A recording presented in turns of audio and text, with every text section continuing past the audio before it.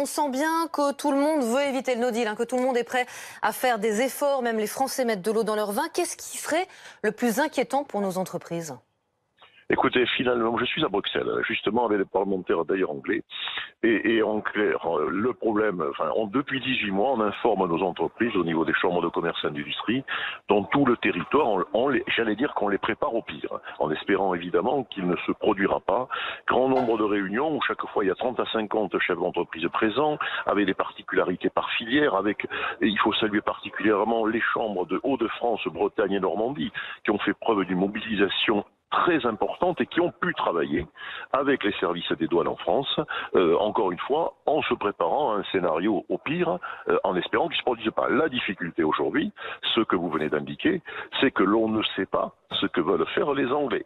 J'allais dire, déjà, on a un problème de timing, vous l'avez indiqué, mais dans le contenu même, on voit que les positions varient, les rapprochements d'un mai avec les différents partis montrent qu'on pourrait se retrouver dans une union douanière. Donc, finalement, ce qui gêne les entreprises aujourd'hui, ça devient de plus en plus cette incertitude. Et quelque part, quel est le scénario qu'il faut privilégier ? Et autant elles sont capables de s'adapter à tous les scénarios, autant je pense que l'incertitude conduit quelque part à des attitudes, j'allais dire, frileuses, qui fait qu'on n'avance pas, qu'on n'investit pas, qu'on développe pas, parce que on prévoit évidemment le pire. Et bon, voilà. Donc je crois qu'aujourd'hui, c'est vrai que nous, on est plutôt demandeurs d'une clarification le plus rapide possible des règles du jeu. Ça n'en prend pas le chemin. Pierre Goguet, vous faites donc redescendre l'information vers les CCI. Est-ce que vous la faites aussi remonter depuis le terrain jusqu'à l'État, jusqu'aux autorités politiques pour leur dire attention, nous, on joue gros dans cette affaire ? Oui, on a ça au niveau notamment des filières, les filières exportatrices. Moi, je suis bordelais, la filière vin évidemment est par exemple extrêmement vigilante sur tout ça. Et on a effectivement ce rôle d'abord d'information dans les territoires. On a préparé des kits avec la direction générale des entreprises, etc., qu'on diffuse partout. Et on a en retour évidemment des réunions organisées.